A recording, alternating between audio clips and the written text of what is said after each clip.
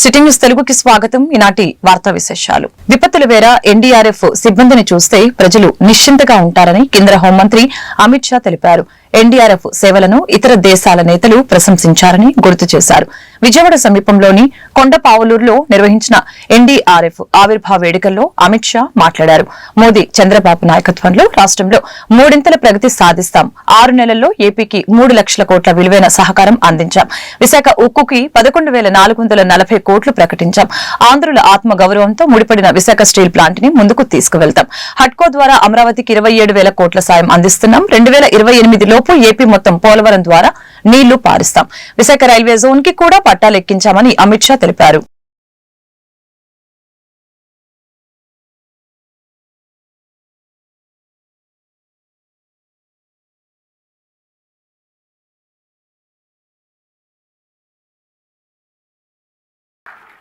अभी 2 दिन पहले ही कैबिनेट में विशाखापट्टनम के स्टील प्लांट के लिए 11,000 करोड़ रुपए की इन्वेस्टमेंट की घोषणा, मदद की घोषणा नरेंद्र मोदी जी ने की है.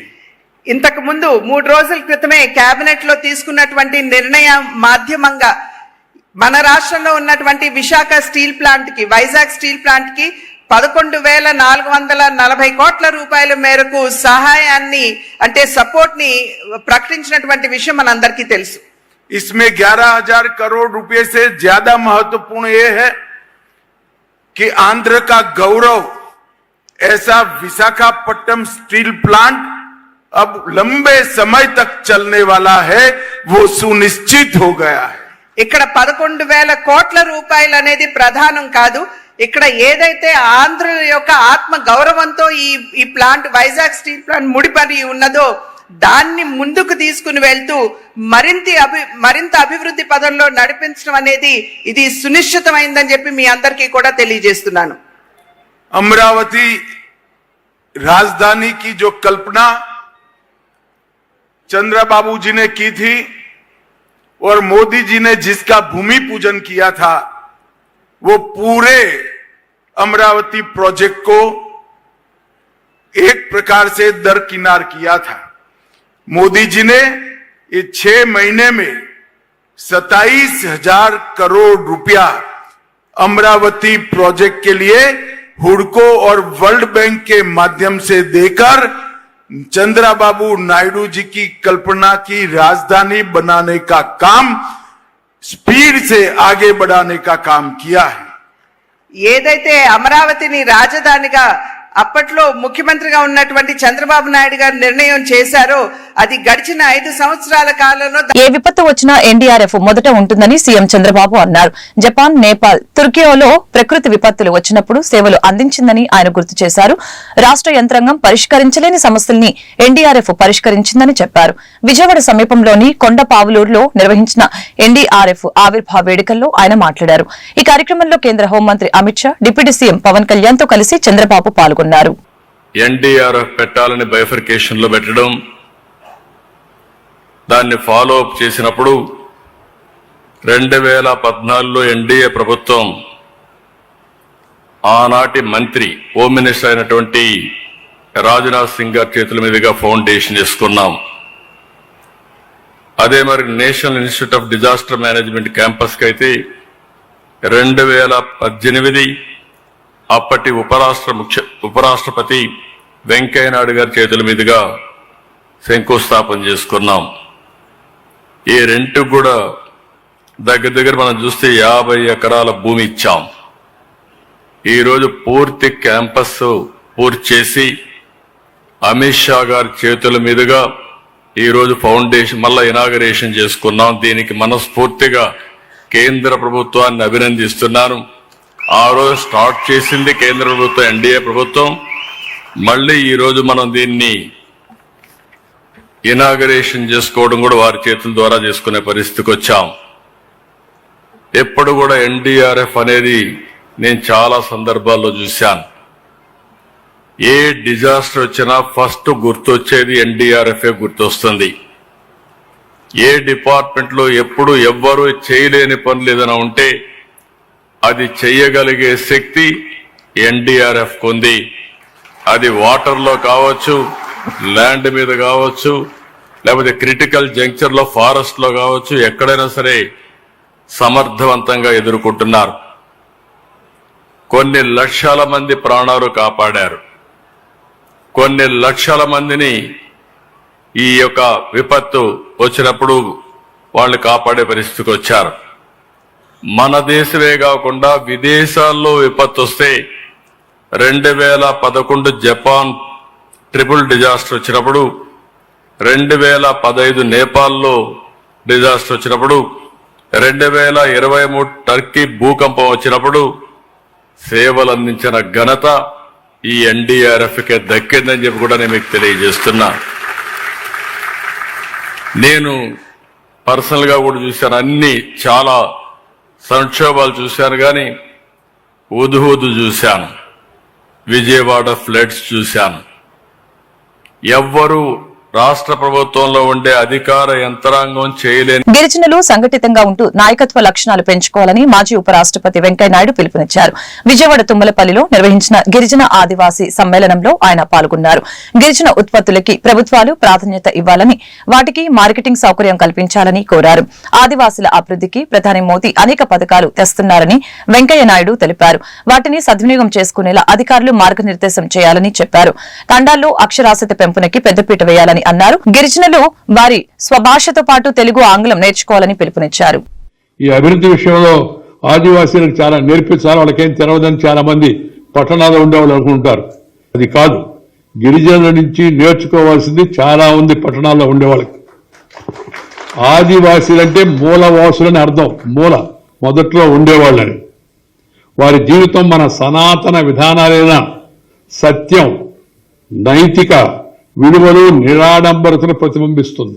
ఈ సనాతన ధర్మాన్ని పాటిస్తున్న వారిలో ప్రథములు ఆదివాసీలు, గిరిజనులు. వారి కళాఖండాలు, వారి హస్తకళలు ఎప్పటికీ ప్రత్యేకంగా ఉంటాయి. ఆ కళాఖండాలను, ఆ సాంస్కృతిక వారసత్వాన్ని, ఆ సంపదను కాపాడుకోవడం ప్రభుత్వాలు వాటికి ప్రాధాన్యత ఇవ్వాల్సినంత ఎంతో ఉందని చెప్తున్నాను. గిరిజనులు తయారు చేసే వాటికి సరైన మార్కెటింగ్ లేదు, సరైన సహకారం లేదు. మార్కెటింగ్ సౌకర్యాలు కల్పించాలి. మధ్య దళారుల యొక్క బారిన వాళ్ళు పడకుండా వాటిని నేరుగా అమ్ముకునేందుకు గిరిజన కార్పొరేషన్లు ఉన్నాయి. వాటిని మరింత పటిష్టం చేసి గిరిజనులకు గిట్టుబాటుగా న్యాయమైన, సహజమైన ధర వాళ్ళకు వచ్చేట్టుగా చూడడం అవుతుందో ప్రభుత్వం దానికి ప్రాధాన్యత ఇవ్వాలి. ఈ మధ్య చూశాను నేను, అరకులో కాఫీ అంటే దానికి ప్రత్యేకత ఉంది. ఒక అబ్బాయి అరకులో నుంచి అక్కడ పండే పంటను తీసుకొచ్చి విశాఖపట్నంలో ఒక చిన్న హోటల్ లాంటిది పెట్టాడు. ఎంఎస్సీ చదివి నేను వెళ్ళి ఆ హోటల్ ప్రారంభించా, తిన్నాను. నేను తిని దాన్ని ట్వీట్ చేశాను. నేను ట్వీట్ చేస్తే మళ్ళీ ఆంధ్రజ్యోతి వాళ్ళు, ఈనాడు వాళ్ళు మళ్ళీ దానికి ప్రాముఖ్యత ఇచ్చారు. మళ్ళీ అక్కడి నుంచి నిదానంగా అది బీబీసీ దాకా వెళ్ళింది. బీబీసీ వాడు కూడా దాని గురించి పేర్కొన్నాడు. గిరిజనులు కూడా సంఘటితం కావాలి. అమ్మ భాష కళ్ళ లాంటిది. టీడీపీ సభ్యత్వాలు కోటి చేయించిన ఘనత మంత్రి నారా లోకేష్ కి దక్కుతుందని మాజీ ఎమ్మెల్యే ఎస్వీఎన్ఎస్ వర్మ తెలియజేశారు. పార్టీకి భవిష్యత్తు లేదన్న వారందరికీ యువగలంతో ఆయన సమాధానం చెప్పారని అన్నారు. నారా లోకేష్ కి డిప్యూటీ సీఎం పదవి ఇవ్వాలని కోరారు. పిఠాపురంలో నిర్వహించిన మీడియా సమావేశంలో వర్మ మాట్లాడారు. లోకేష్ గారు ఉప ముఖ్యమంత్రి కోరుకున్నాను ప్రశ్నిస్తున్నారు కదా, అడిగితే తప్పేంటి?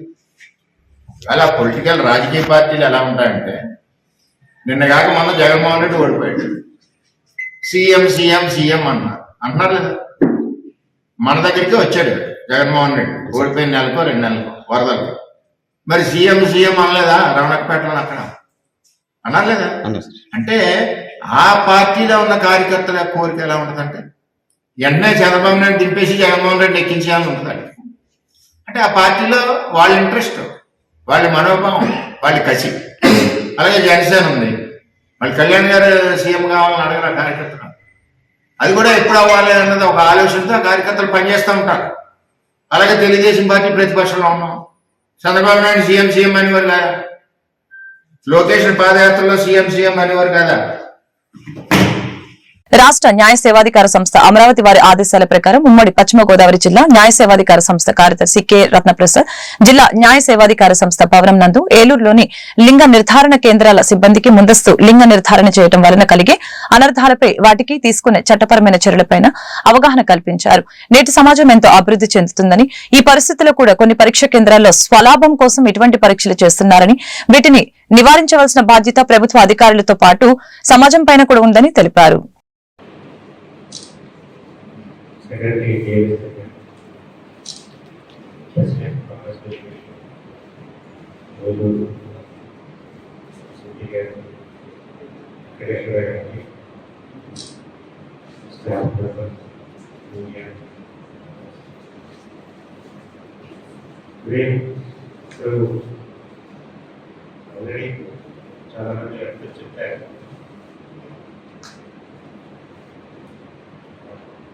State bills for kids అది చాలా చదువుతారు. ఇప్పుడు మనం స్పీడ్ దానికి ఒక విషయం చెప్పాలనుకుంటున్నాను. ఇక్కడ ఉన్న వల్ల ఎంతమంది 2 విలేజ్ ఉన్నాయి.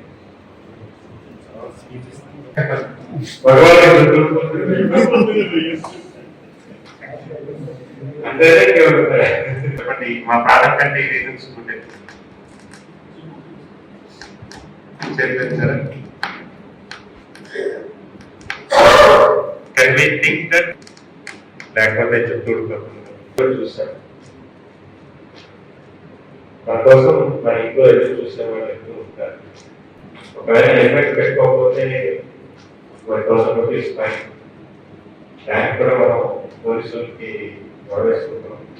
మన ఐడి కార్డు చూపిస్తాము, లేకపోతే గురించి మాట్లాడతాం. మనం బైక్ కొన్న వెంటనే ఎవరు రిలీజియస్ ఫీలింగ్స్ బట్టి వాళ్ళు పూజలు చేయించుకుంటాం, చేస్తాం. Party but we don't concentrate on buying at least it 1000 rupees minimum. I think 1700 and average rate కోసం వెహికల్స్ న్యూ వెహికల్ తీసుకున్నప్పుడు వాళ్ళు అవర్స్. ఎందుకంటే లా డిపార్ట్మెంట్ లో ఉన్నప్పుడు హెల్మెట్స్ 2 వీలర్స్ వాళ్ళందరూ హెల్మెట్స్ పెట్టుకుని కంపల్సరీ అవుతాం. కావున వాళ్ళు use seat belts. Accidents even back seat లో కూర్చున్నప్పుడు బయట పెట్టుకోకపోతే యాక్సిడెంట్ అయిన సందర్భాలు ఉంటాయి. So these are the basic things which మనం కంప్లైంట్ చేసుకుంటే మన ఆరోగ్యం బాగుంటుంది, మన ఇంట్లో వాళ్ళకి బాగుంటుంది. దీని జుడిషియల్ ఆర్డర్ ద్వారా వచ్చే వరకు మనం చేసుకుంటాం. ఇలాంటి 1,000, 1,500, 520 దాన్ని అది పెట్టడా లేకపోతే మెసేజ్ తీసుకోవడం అందరూ పడతారు. ఏలూరు నగరంలోని రామకోటి ప్రాంగణంలో ప్రముఖ వ్యాపారవేత్త ఉషా బాలకృష్ణ ఆధ్వర్యంలో లయన్స్ క్లబ్ అధ్యక్షులు మానేపల్లి రామారావు నేతృత్వంలో ఈరోజు ఉదయం ఉచిత నేత్ర వైద్య శిబిరం జరిగింది. సందర్భంగా రామారావు మీడియాతో మాట్లాడారు.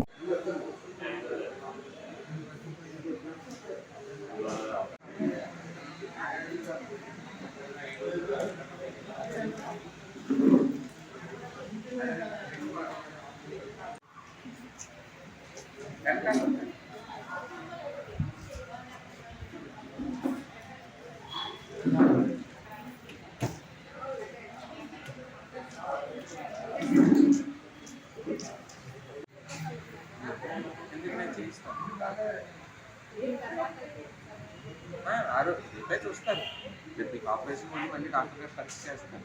చూసినప్పుడు చెప్పండి మీకు కనుక్కోండి ఎలా ఉంది, నాకు ఆపరేషన్ అయింది కదా చూసి చెప్తారు. ఇలా పర్ఫెక్ట్ ఉందమ్మా చేద్దామంటారు.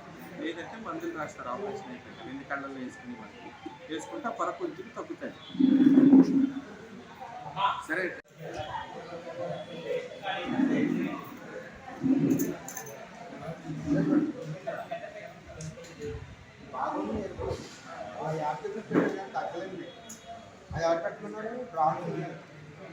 అంటే హాస్పిటల్ పేరే మా పేర్లో. అందరికీ నమస్కారం అండి. పరమహంస యోగానంద నేత్రాలయం వ్యామిగిరి వారిచే ఈరోజు రామకోటి ప్రాంగణంలో ఉచిత కంటి వైద్య శిబిరం నిర్వహించడం జరుగుతుందండి. ఇప్పటివరకు సుమారు ఒక 60 మంది వరకు కంటి వైద్య పరీక్షలు నిర్వహించాము. అందులో భాగంగా కొంతమందికి కళ్ళజోళ్ళు, చెత్తవరపు కళ్ళజోళ్ళు, దగ్గరికి దూరం చూపుకి అవసరమైన వారికి కళ్ళజోళ్ళు కూడా అతి తక్కువ ధరకి అందించడం జరిగింది. ఇప్పటివరకు 8 మందికి కంటి శుక్ల ఆపరేషన్ నిమిత్తమే మా హాస్పిటల్కి తీసుకొని వెళ్ళి వాళ్ళకి రేపు ఆపరేషన్ చేసి మళ్ళీ మంగళవారం తీసుకొచ్చి ఇదే ప్రాంగణంలో దించడం జరుగుతుందండి.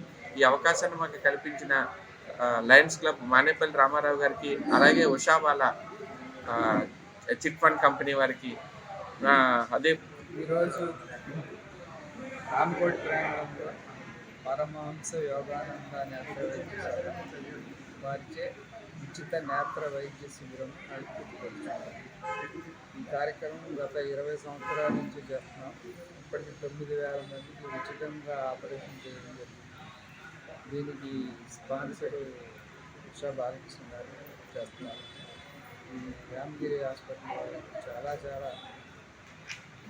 ఇంతవరకు మన 9,000 మందిలో ఒక్కడు కూడా కంప్లైంట్ లేదు. చాలా చింతలపూడి, అసరపేట, బండిపేట ఇలా దూర ప్రాంతాల నుంచి కూడా వస్తున్నారు. ఈ కార్యక్రమం చాలా నిజంగా జరుగుతుంది. ఈ కార్యక్రమంలో మా ఫ్రెండ్స్ అందరూ కూడా వచ్చి సేవ చేస్తున్నారు. వాళ్ళకు కూడా నేను ధన్యవాదాలు తెలియజేస్తున్నాను. అలాగే ఈ రామగిరి హాస్పిటల్ వారు వాళ్ళ వాహనంలో తీసుకెళ్ళి టిఫిన్, భోజనం అన్నీ కూడా వాళ్ళే పెడతారు. ఆపరేషన్ అయిన తర్వాత ఒక రోజు అబ్జర్వేషన్ పెట్టుకుని మళ్ళీ తిరిగి తీసుకొచ్చి మళ్ళీ ఏలూరులోనే దింపుతారు. పార్లమెంట్ లో డాక్టర్ బిఆర్ అంబేద్కర్ ని అవమానిస్తూ వ్యాఖ్యలు చేసిన కేంద్ర హోంమంత్రి అమిత్ షా విజయవాడ పర్యటనను వ్యతిరేకిస్తూ వామపక్ష పార్టీల రాష్ట్ర పిలుపు మేరకు ఆదివారం ఏలూరులోని పాత బస్టాండ్ వద్ద నిరసన కార్యక్రమం నిర్వహించారు. అమిత్ షా గో బ్యాక్ అంటూ నినాదాలు చేయడం జరిగింది. ఈ సందర్భంగా న్యూ డెమోక్రసీ నగర కార్యదర్శి భద్ర వెంకట్రావు, పౌర హక్కుల సంఘం రాష్ట్ర ఉపాధ్యక్షులు నంబూరు శ్రీమన్ నారాయణ, సిపిఎం జిల్లా కార్యదర్శి వర్గ సభ్యులు కె శ్రీనివాసులు మాట్లాడారు.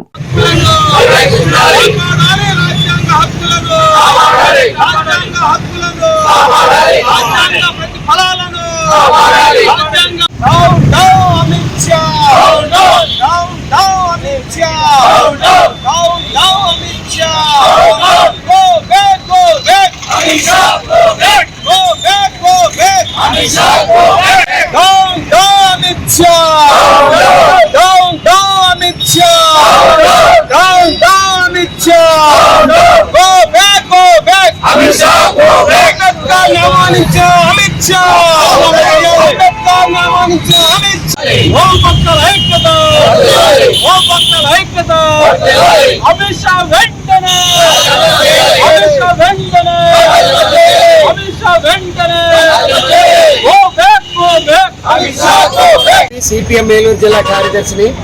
అమిత్ షా హోంమంత్రి ఈ రోజు రేపు మన ఆంధ్రప్రదేశ్ లో పర్యటిస్తున్నారు. అతని రాష్ట్రానికి వీల్లేదు, వెనక్కి వెళ్ళాలి, రావద్దని డిమాండ్ చేస్తూ వామపక్ష పార్టీల ఆధ్వర్యంలో ఈ రోజు నిరసన తెలియజేస్తున్నాం. కేంద్ర హోంశాఖ మంత్రిగా ఆయన దేశంలో ఎక్కడైనా పర్యటించే అధికారం, హక్కు ఆయనకున్నాయి. అయినా మేము కాదనేది ఎందుకంటే ఆయన దేని సాక్షిగా ప్రమాణం చేశాడో, మన భారత రాజ్యాంగం 145 కోట్ల మందిని నిర్దేశించిన రాజ్యాంగం, ఆ రాజ్యాంగాన్ని అవమానించేలాగా, ఆ రాజ్యాంగాన్ని రచించినటువంటి అంబేద్కర్ను అవమానించేలాగా, హీనపరిచేలాగా నిండు పార్లమెంటు సభలో అవమానించాడు. అలాంటి రాజ్యాంగాన్ని రాసినటువంటి అంబేద్కర్ను అవమానించినటువంటి అమిత్ షా ఈ రాష్ట్రానికి వచ్చేటువంటి హక్కు, అధికారం ఎట్టి పరిస్థితుల్లో లేవు. అలాగే ఈ రాష్ట్రానికి వస్తారు, ప్రత్యేక హోదా గురించి మాట్లాడరు, విశాఖ ఉక్కు ప్రైవేటీకరణ చేయమని చెప్పరు, పోలవరం నిర్వాసితులు ప్యాకేజ్ ఇస్తామని చెప్పరు, కడప ఉక్కు ఫ్యాక్టరీ గురించి మాట్లాడరు. ఈ రకంగా రాష్ట్ర ప్రయోజనాల గురించి కూడా మాట్లాడినటువంటి వీళ్ళకి ఇక్కడ రావడం అనేది ఖర్చు దండగా, మన శ్రమ దండగా. అందుకని అమిత్ షా రావద్దు, ఇక్కడికి రావడానికి వీల్లేదు. ఆయన్ని ఇక్కడికి ఆహ్వానిస్తున్నటువంటి కూటమి పార్టీల నాయకులు కూడా సిగ్గుపడాలి. కార్యదర్శి సిపిఎం డెమోక్రసీ ఏలూరు. ఈరోజు వామపక్ష పార్టీల ఆధ్వర్యంలో కేంద్ర హోంమంత్రి అమిత్ షా ఆంధ్ర పర్యటనకు వస్తున్నటువంటి నేపథ్యంలో రావద్దు అమిత్ షా, ఆంధ్రాలో అడుగు పెట్టద్దు అనేటటువంటి నినాదంతో నిరసన కార్యక్రమాలు చేపడుతున్నాం. ప్రజాస్వామ్యంలో కొన్ని రాజ్యాంగ హక్కులు ఉన్నాయి. ఆ రాజ్యాంగ హక్కులు కల్పించి, ఆ రాజ్యాంగ హక్కులను రచించినటువంటి డాక్టర్ బిఆర్ అంబేద్కర్ని ప్రజల చేత ఎన్నుకోబడినటువంటి పార్లమెంటు సభ్యులు సాక్షిగా హోంమంత్రి అమిత్ షా వ్యాఖ్యలు చేశారు. ఇది చట్టరీత్యా నేరం, ఇది అప్రజాస్వామికం. కనుక రాజ్యాంగబద్ధంగా అమిత్ షా మీద కేసు పెట్టవలసిన బాధ్యత ప్రభుత్వ యంత్రాంగం మీద ఉంటుంది, కేంద్రం మీద ఉంటుంది. అటువంటి రాజ్యాంగ నిర్మాత అంబేద్కర్ని, రాజ్యాంగాన్ని, ప్రజాస్వామ్యాన్ని హేళన చేసి మాట్లాడేటటువంటి అమిత్ షా ఆ సీట్లో కూర్చునేటటువంటి హక్కు కూడా లేదు. ఎందుకంటే ప్రజల యొక్క ప్రజాస్వామ్య హక్కులని రచించినటువంటి, ప్రజాస్వామ్యాన్ని, రాజ్యాంగాన్ని హేళన చేసి మాట్లాడే వ్యక్తి ఎవరైనా ఆ సీట్లో కూర్చునే హక్కు లేదు. అటువంటి అమిత్ షా ఆంధ్రప్రదేశ్ కి అడుగు పెట్టడం అంటే ఆంధ్రప్రదేశ్ హక్కులను కాలరాసే యొక్క దుర్మార్గమైన ఆలోచనతో ఆంధ్రప్రదేశ్ అడుగుపెట్టారు. కాంప్లెక్స్ ఎరువుల ధరలు దారుణంగా పెంచివేయడం తగదని ఆంధ్రప్రదేశ్ క్రైస్తవ జిల్లా కార్యదర్శి కె శ్రీనివాస్ ఆందోళన వ్యక్తం చేశారు. ఈ రోజు ఏలూరులోని అన్ని భవనంలో పెంచిన ఎరువుల ధరలపై ఆయన మాట్లాడారు. ఎరువుల ధరలు పెంచడం వలన రైతులపై విపరీతమైన భారం పడుతుందని ఈ సందర్భంగా తెలియజేశారు. రైతులు వరి కుప్పలు వేసుకుని ఫిబ్రవరి, మార్చి నెలలో ఉప్పల నూర్పిడి చేసి ధాన్యం అమ్ముకుంటారని, కాబట్టి రైతుల వద్ద ఉన్న ధాన్యాన్ని పూర్తిగా కొనుగోలు చేసే విధంగా ప్రభుత్వం చర్యలు తీసుకోవాలని డిమాండ్ చేశారు.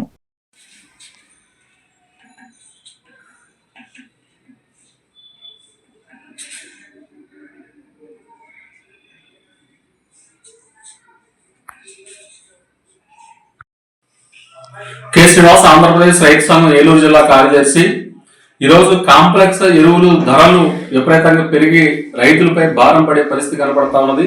ఈరోజు చూస్తే జనవరి 1వ తారీఖు నుంచే కాంప్లెక్స్ ఎరువుల్ని దారుణంగా పెంచిన పరిస్థితి కనబడతా ఉన్నది. ఇవాళ 10, 26, 26 ఇప్పటి వరకు ధర 1470 ఉంటే ఈ జనవరి 1 నుంచి 1720 రూపాయలుగా ధర నిర్ణయించారు. అంటే 250 రూపాయలు ధర పెంచిన పరిస్థితి ఉన్నది. అలాగే 1232, 16 ధర 1480 రూపాయలు ఉంటే దాన్ని 1720 రూపాయలు పెంచిన పరిస్థితి ఉన్నది. అంటే 240 రూపాయలు అదనంగా ధర పెరిగింది. అలాగే 20, 20, 13 కాంప్లెక్స్ ఎరువు ధర ఇప్పటి వరకు 1200 ఉంటే ఇప్పుడు దాన్ని 1300 పెంచిన పరిస్థితి ఉంది. అంటే 100 రూపాయలు భారం పడతా ఉన్నది. అంటే ఎరువుల తయారీకి సంబంధించిన ఫాస్ఫరస్, పొటాషు, నత్రజని ఇట్లాంటి ధరలు పెరిగాయని చెప్పేసి, ముడి సరుకుల ధరలు పెరిగాయని చెప్పేసి ఈరోజు ధరలు పెంచిన పరిస్థితి ఉన్నది. అంటే అంతర్జాతీయ మార్కెట్, అంటే విదేశాల నుంచి వీటిని మనం దిగుమతి చేసుకుంటున్నాము కాబట్టి అంతర్జాతీయ మార్కెట్ లో ఈ ధరలు పెరిగినాయి కాబట్టి ఎరువుల ధరలు, అంటే ప్రధానంగా కాంప్లెక్స్ ఎరువుల ధరలు పెంచిన పరిస్థితి ఉన్నది. అట్లాగే డిఏపి సంబంధించి కేంద్ర ప్రభుత్వం 175 రూపాయలు రాయితీ ఇస్తుంది కాబట్టి డిఏపి ధర పెరగలేదు అనేది చెప్తా ఉన్నారు. అంటే ఎరువుల ధరలు విపరీతంగా పెంచేయడం వల్ల రైతులకి ఉత్పత్తి ఖర్చులు పెరిగి ఇవాళ ధరలు రైతులు నష్టపోవాల్సిన పరిస్థితి వస్తా ఉన్నది. అంటే ఆశించిన దిగుబడులు రాకపోవడం, ఉత్పత్తి ఖర్చులు పెరిగిపోవడం, దానికి ప్రభుత్వాలే ఎరువుల ధరలు కానీ, ముడి సరుకులు, ఇతర యాంత్రీకరణ పరికరాలకు ధరలు కానీ విపరీతంగా పెంచేయడంతో దీంతో ఉత్పత్తి ఖర్చులు విపరీతంగా పెరిగి రైతు ప్రతి సంవత్సరం కూడా నష్టపోవాల్సి వస్తా ఉంది. ఆ మేరకు మాత్రం మద్దతు ధరలు పెంచే పరిస్థితి కనబడట్లేదు.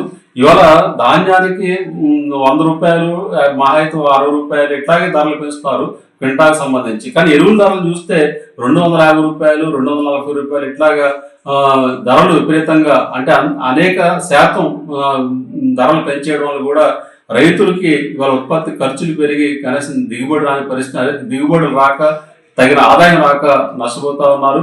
కాబట్టి పెంచిన ధరల్ని వెంటనే తగ్గించాలని చెప్పేసి మేము ఆంధ్రప్రదేశ్ రైతు సంఘం తరఫున ప్రభుత్వాన్ని డిమాండ్ చేస్తా ఉన్నాం. కేంద్ర ప్రభుత్వం ఆ మేరకు ముడి సరుకు దిగుమతికి అవసరమైన రాయితీలు ఇచ్చి ఎరువుల ధరలు తగ్గించి అన్నదాతలను ఆదుకోవాల్సిన అవసరం కూడా ఉందని చెప్పేసి కోరుతా ఉన్నాం. అంటే అంతర్జాతీయ మార్కెట్ లో ముడి సరుకుల ధరలు పెరిగినాయి అనే పేరుతోటి ఈ దేశంలో ఎరువుల ధరలు పెంచేయడం చాలా అన్యాయమైన విషయం. కాబట్టి ఎప్పటికైనా కేంద్ర ప్రభుత్వం జోక్యం చేసుకుని ఈ పెంచిన ఎరువుల ధరలు తగ్గించే విధంగా చర్యలు తీసుకోవాలని చెప్పేసి ఆంధ్రప్రదేశ్ రైతు సంఘం తరఫున కోరుతాం. ఈ వార్తలు ఇంతటితో సమాప్తం. మరొక బులెటిన్ మళ్ళీ కలుద్దాం. నమస్కారం.